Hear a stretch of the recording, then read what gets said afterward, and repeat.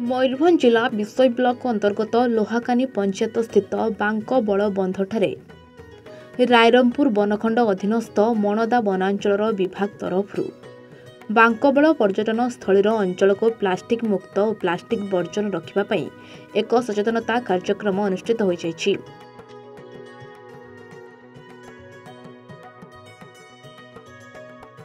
उक्त कार्यक्रम सहकारी वन संरक्षक मणदा वनांचल अधिकारिणी सुश्री धरित्री मुर्मू सभापतित्व में अनुष्ठित सभारे मुख्य अतिथि भाव रायरंगपुर बनखंड अधिकारी शिवप्रसाद रथ, वरेण्य सम्मानित अतिथि भाव रायरंगपुर बनखंड सहकारी संरक्षक श्री प्रभाकर मल्लिक, मुख्य वक्ता परिवेशविद अध्यापक ललित महांत, सम्मानित अतिथि भाव लुहाकानी सरपंच सालमा बेसरा, बांकी उपरा विद्यालयर प्रधान शिक्षयित्री सुकुमारी महांत प्रमुख उपस्थित थे।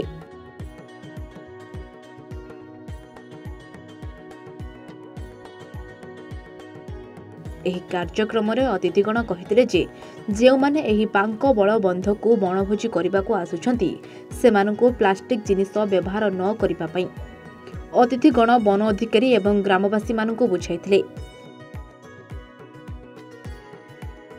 ଏବଂ ଯେଉଁମାନେ ଏହି ବାଙ୍କବଳ ବନ୍ଧକୁ ବଣଭୋଜି କରିବାକୁ ଆସୁଛନ୍ତି ସେମାନଙ୍କୁ ପ୍ଲାଷ୍ଟିକ ଜିନିଷ ବଦଳରେ ପତ୍ର ତିଆରି ଜିନିଷ ବ୍ୟବହାର କରିବା ପାଇଁ ଅନୁରୋଧ କରିବାକୁ କହିଛନ୍ତି ଅତିଥିଗଣ।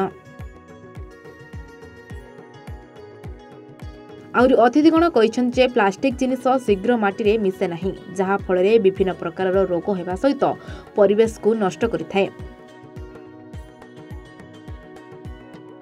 पत्र तियारी जिनिस व्यवहार कले सेगुड़िक शीघ्र माटी मिसी जाए एवं परिवेश में कौनसी क्षति पहुंचे नहीं। तेबे एही कार्यक्रम में स्कूल छात्र छात्री, ग्रामवासी एवं वनाधिकारी माने उपस्थित रहितबा बेले अध्यापक ललित महांत मंच परिचालना करथिले। शेषे मणदा वनांचल अधिकारिणी धरित्री मुर्मू समस्त को धन्यवाद दे कार्यक्रम समापन करथिले। ओडिशा सरकारंकर जंगल परिवेश एवं जलवायु परिवर्तन विभाग पक्षरु आज समग्र ओडिशा रे पर्यटन स्थली मानकरे प्लास्टिक वर्जन करिवा पई सचेतनता कार्यक्रम अनुष्ठित होउची।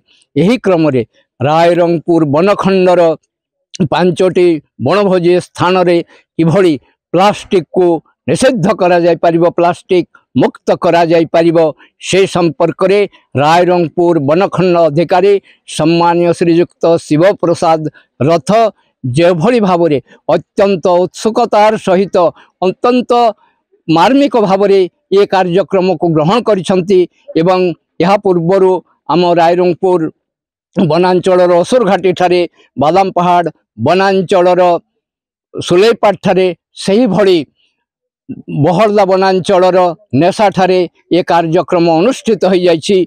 आज आमे प्लास्टिक मुक्त बांकबल वनभोजी अंचल को केमिति प्लास्टिक मुक्त करवा से एक सभा कलु। से आखपाखर शिक्षक शिक्षयित्री तथा छात्र छात्री जोग देथिले। यही सभा सहित आम एक समाज को आह्वान देवा चाहूँ जे प्लास्टिक समाज कि प्रकार क्षतिकारिक वो आगो एक सुस्थ समाज गठन करने ने प्लास्टिक को कि प्रकार डिस्पोज करने पड़ो ने ठीक जगह रखा पड़ो। आउ एठार आसुथिबा प्रत्येक जो पर्यटक आसुचंती तांकु केमिति प्लास्टिक व्यवहार करने मना करवा से एक वार्ता देउछु। आज बांकबल पिकनिक स्पॉट रे आम गोटे plastic free picnic spot campaigning रो प्रोग्राम करूछु। एटा हमर रायरंगपुर बनखंड तरफ ए वर्ष करा जाउछि। एपरि 5टी स्थान रे आम ए वर्ष ए प्लास्टिक फ्री पिकनिक स्पॉट कार्यक्रम को करूछु। विषयरु अनूर हुसैन को रिपोर्ट A1 ओडिशा।